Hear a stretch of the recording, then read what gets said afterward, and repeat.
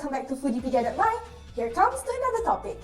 You're a food producer but you don't know the rules and regulations of food labeling in Malaysia? Consumers rely on the food label so they can make the right decision before purchasing anything. Sit back and relax because here I am today to explain the regulations of food labeling based on the Malaysian Food Regulations 1985. So take a second, look at your food product labels. Do they follow all the compulsory rules to market in Malaysia? Here's what you need to know about food labeling in Malaysia to make sure you're marketing your food product the right and legal way.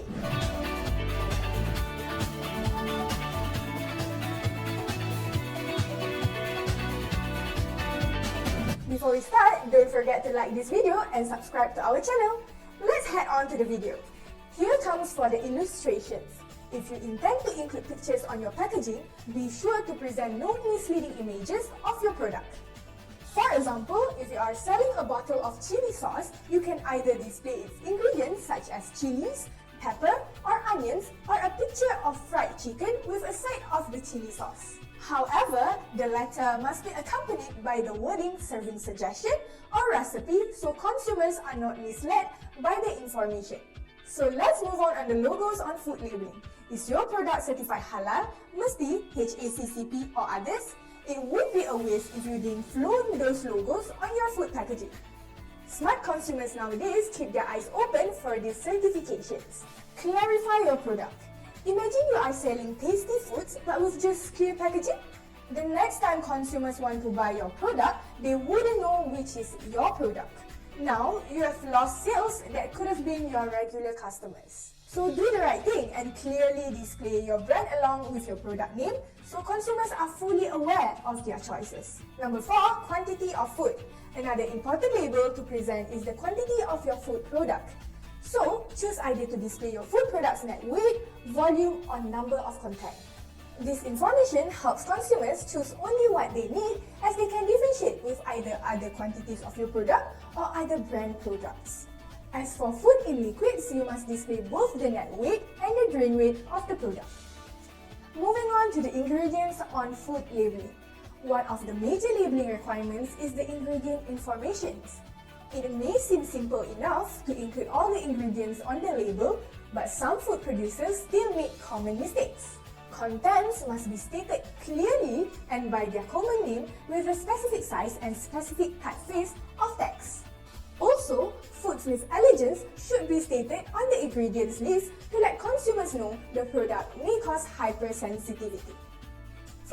Moving on to the next one, nutrition facts label. Moving on to the next similar component that needs to be stated on the food packaging is the nutrition facts. Not many people know this, but not all food products need to display nutrition facts. Be that as it may, food producers must also be aware of the allowed claims that can be on the food packagings. Claims such as free, low, or high need to follow the food regulations before they can be used on the label. If you want to get nutrition facts for your products but don't know where to get it, get in touch with us so we can help you with our nutrition analysis lab testing services. Next one, manufacturer and importer. Are your food products made and packed in Malaysia or imported? If it's a product made or packed in Malaysia, you must state the name and address of the manufacturer, packer, or owner of rights of the manufacturer. For food products that are imported, more information is required. The name and address of the manufacturer or agent along with the name and business address of the Malaysian importer and the origin country of the product. Next is the expiration date. Another compulsory label is the expiry date of the food product.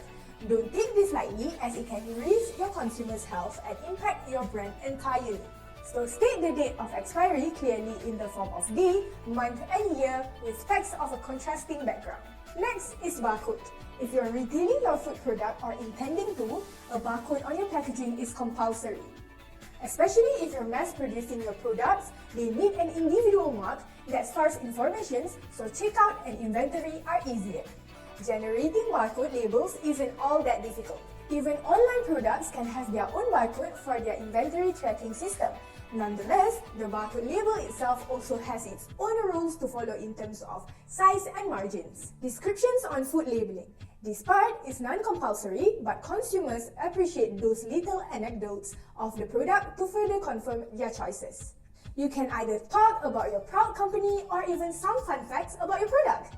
Bear in mind that it should never mislead consumers and must follow the Food Regulations 1985. Last but not least is the instructions. If your food product depends on additional steps to maintain its quality, display the instructions in a great manner. This includes a direction of storage such as for frozen foods, instructions after opening such as for canned food, and cooking instructions such as for kit meals. So now that you know the labeling and packaging requirements in Malaysia, take a good look at your packaged food label. Does it follow all of the above labeling guidelines according to the Food Regulations 1985? Don't worry if it doesn't. We're here to help with all your labeling and packaging needs to market your food product the right and legal way. Our labeling solutions will help you right away. Sign up now to allow us to help your business in producing the labels for your products. Link will be in the description below. Until next time, bye-bye!